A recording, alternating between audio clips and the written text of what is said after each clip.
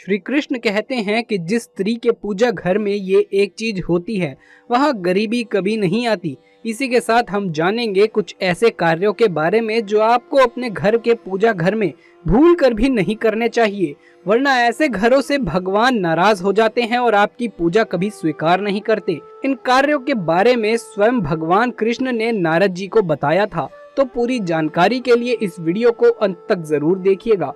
नमस्कार दोस्तों, स्वागत है आप सभी का एक बार फिर से। दोस्तों सच्ची श्रद्धा से कमेंट्स में जरूर लिखें हर हर महादेव। दोस्तों जिस घर के बने मंदिर में ये चीजें नहीं होती तो वहाँ पर गलती से भी धन और बरकत नहीं आती। व्यक्ति का धनी होने का ख्वाब अधूरा रह जाता है। अगर बनना है माला माल तो घर में बने मंदिर के अंदर ये चीजें जरूर रखें। दोस्तों वास्तु शास्त्र के अनुसार अगर घर के मंदिर में हम ये चीजें रख लेते हैं तो घर में कभी धन की कमी नहीं होती। आज हम 4 चीजों के बारे में बताएंगे जिसे अगर आप अपने घर के मंदिर में रखते हैं तो घर में हमेशा सुख शांति बनी रहती है और भरपूर पैसा आता है। भगवान कृष्ण ने ये भी कहा है कि जिस घर के मंदिर में ये चीजें नहीं होती तो वो घर कभी माला माल नहीं हो सकता। ऐसे घर में धन संपत्ति कभी नहीं टिकती, नौकरी में उन्नति नहीं मिलती, बच्चों को पढ़ाई में मन नहीं लगता। दोस्तों हमारी भारतीय संस्कृति में छोटी या बड़ी किसी भी तरह की पूजा को करने के कुछ निश्चित नियम निर्धारित किए गए हैं और इन नियमों का पालन करते हुए ही हमें पूजा पाठ करना चाहिए, क्योंकि तभी हमारी पूजा का कोई अर्थ होता है और हमारी आराधना का हमें फल भी मिलता है। कई बार हम पूरी श्रद्धा और भक्ति से पूजा पाठ तो करते हैं लेकिन फिर भी हमारी मनोकामना पूरी नहीं होती, हमारे कष्टों का निवारण भी नहीं हो पाता है और हमें मानसिक शक्ति भी नहीं मिलती है। इसके पीछे का कारण वास्तु दोष होता है और इन वास्तु दोषों को दूर करने के लिए हमें वास्तु शास्त्र में बताए गए कुछ उपाय अवश्य ही करने चाहिए। तो चलिए जान लेते हैं वास्तु शास्त्र में बताए गए कुछ ऐसे महत्वपूर्ण बातों के बारे में जो हमें पूजा घर में अवश्य ध्यान रखनी चाहिए। लेकिन उससे पहले आपसे एक छोटी सी रिक्वेस्ट है कि इस वीडियो को लाइक कर दें और हमारे चैनल को सब्सक्राइब करके पास वाले बेल आइकन को भी दबा लें। नंबर 1, प्रतिदिन सुबह जागकर स्नान आदि से निवृत्त होकर तथा स्वच्छ कपड़े पहनकर ही नियम पूर्वक पूजा करनी चाहिए और सुबह शाम ईश्वर के सामने दीपक अवश्य लगाना चाहिए। मंदिर और उसके आसपास की जगह साफ सुथरी रखें। भगवान को कुमकुम का तिलक लगाकर फूल चढ़ाने चाहिए। हालांकि प्रत्येक घर में पूजा के नियम होते हैं और उन्हीं को ध्यान में रखकर एक क्रमबद्ध तरीके से पूजा करें। दोस्तों नंबर 2, पूजा में अगर किसी सामग्री की कमी रह जाए तो परेशान ना हो या पूजा बीच में ना छोड़ें। ऐसे में भगवान को चावल और फूल चढ़ाएं और मन में उस चीज का ध्यान करें। नंबर 3, याद रखें कि भगवान के प्रसाद को कभी भी पूजा के पहले चखकर झूठा नहीं करना चाहिए।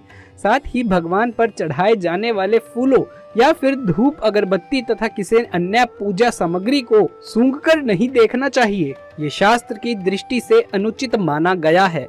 नंबर 4, अक्सर कई लोग ऐसे होते हैं जो अपने मंदिर में कई दिनों का कचरा रख लेते हैं, जैसे कि भाजी, फूल, अगरबत्ती के पुराने डिब्बे, देसी घी का खाली डिब्बा और मंदिर में बिछा हुआ पुराना कपड़ा। इन चीजों पर ध्यान ही नहीं देते और इस वजह से उस व्यक्ति को सीधे तौर पर बहुत जल्द गरीबी का सामना करना पड़ता है।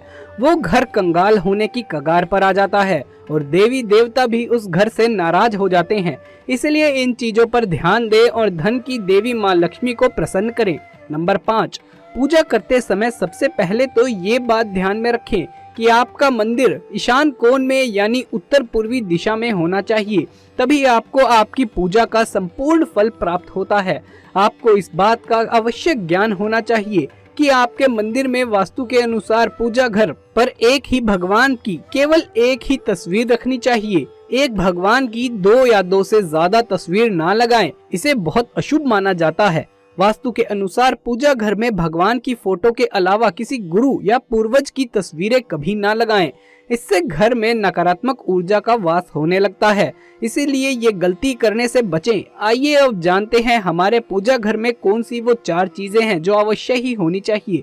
अगर आप भी धन के माला माल होना चाहते हैं तो घर के बने मंदिर में ये चीजें जरूर रखें।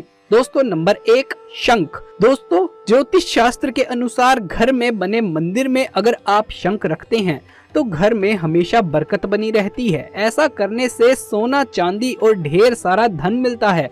इसके अलावा कारोबार में बरकत मिलती है। इसीलिए घर के बने मंदिर में शंख जरूर रखना चाहिए, क्योंकि जिस घर के मंदिर में शंख होता है वहाँ माँ लक्ष्मी जरूर वास करती है। नंबर 2, गंगा जल। हमारे शास्त्रों में गंगा जल को अत्यंत पवित्र माना गया है, इसीलिए पूजा घर में गंगा जल का होना बहुत आवश्यक है। गंगा नदी सभी पापों को नष्ट करने वाली तथा सभी व्याधियों को नाश करने वाली होती हैं। इसीलिए यदि आपके पूजा घर में तांबे के छोटे से पात्र में आप गंगा जल भरकर रखते हैं तो इससे आपके पूजा घर की शुद्धता बनी रहेगी और आपको आपकी पूजा का संपूर्ण फल प्राप्त होगा। प्लास्टिक की बोतल में या किसी अपवित्र धातु के बर्तन में गंगा जल नहीं रखना चाहिए। अपवित्र धातु जैसे एल्यूमिनियम और लोहे से बने बर्तन, गंगा जल तांबे के बर्तन में रखना ही शुभ होता है। नंबर 3, दोस्तों शास्त्रों के अनुसार विष्णु जी और लक्ष्मी जी का ऐसा चित्र जिसमें दोनों एक साथ हो घर के बने मंदिर में अवश्य होना चाहिए। कई लोग अपने मंदिर में लक्ष्मी जी की मूर्ति तो रख लेते हैं, लेकिन लक्ष्मी नारायण का चित्र मूर्ति नहीं रखते। इसीलिए मूर्ति या चित्र केवल खास मौकों पर ही लगवाए जाने चाहिए। लेकिन ज्योतिष शास्त्र के अनुसार लक्ष्मी नारायण का चित्र मूर्ति और गणेश जी की लक्ष्मी जी की मूर्ति हमें घर में बने मंदिर में हमेशा रखनी चाहिए और नियमित पूजा पाठ भी उनकी करनी चाहिए, क्योंकि ये धन के देवता हैं। लक्ष्मी नारायण का चित्र या मूर्ति अगर हम अपने घर में बना लेते हैं तो इससे बरकत और कारोबार में मुनाफा होता है, घर में खुशियाँ आती हैं, पैसों की कोई कमी नहीं रहती। नंबर 4, देसी घी। दोस्तों एक बार नारद जी ने भगवान श्री कृष्ण से जब पूछा कि व्यक्ति को कामयाब होने के लिए एक घर में ऐसा क्या रखना चाहिए, तब श्री कृष्ण ने बताया कि घर में हमेशा साफ जल भरकर रखना चाहिए, अतिथि का सम्मान करना चाहिए और उसे सबसे पहले साफ जल पिलाना चाहिए। साथ ही साथ घर के बने मंदिर में देसी घी हमेशा रखना चाहिए, जो कि भगवान श्री कृष्ण ने महाभारत काल में बताया था। अगर जो व्यक्ति भगवान श्री कृष्ण की ये बात नहीं मानता तो उसे गरीबी का सामना करना पड़ता है। दोस्तों नंबर 5, शास्त्रों में कलश को पूर्णता का प्रतीक माना गया है। चाहे वो सत्यनारायण की पूजा हो, दीपावली, नवरात्रि का पर्व हो या फिर किसी प्रकार का उत्सव हो या तथा मंगल कार्य हो, कलश की स्थापना किए बिना सब अधूरा माना गया है। पूजा में कलश का उपयोग देवताओं का आवाहन करने के लिए होता है।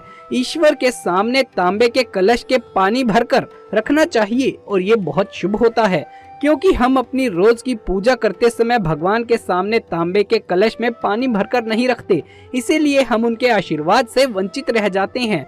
उसका चमत्कारिक प्रभाव हमें देखने को नहीं मिल पाता है, इसीलिए मुख्य रूप से तांबे के कलश का उपयोग करें। इसके अलावा किसी भी शुभ मुहूर्त या त्योहार पर आप जब भी पूजा करें तब कलश पर कुमकुम से स्वास्तिक चिन्ह बनाकर उस पर चावल लगाएं और मोली बांधें। फिर कलश में शुद्ध पानी भरकर उसमें थोड़ा सा गंगा जल मिला लें। कलश को भगवान के दाईं ओर रखें और फिर भगवान की पूजा करते समय कलश की पूजा भी करें। इसके बाद पूरे मन से भगवान के साथ साथ कलश को भी नमस्कार करें। सभी पवित्र नदियों का आवाहन करें। पूजा के बाद पूजा घर में इस जल से छिड़काव करें। घर के बाकी हिस्सों में भी इस जल का छिड़काव अवश्य करें और बचा हुआ पानी तुलसी के पौधे में चढ़ा दें। ऐसा करने से इस अभिमंत्रित जल से निकलने वाली सकारात्मक ऊर्जा घर के वातावरण को पवित्र बनाती है और संपूर्ण घर में अद्भुत शांति का एहसास होता है। कलश में हम जो जल भरकर रखते हैं उसकी पूजा करने से हमारे घर और आसपास का वातावरण सकारात्मकता से भरपूर हो जाता है और सुख शांति से भरा हुआ रहता है।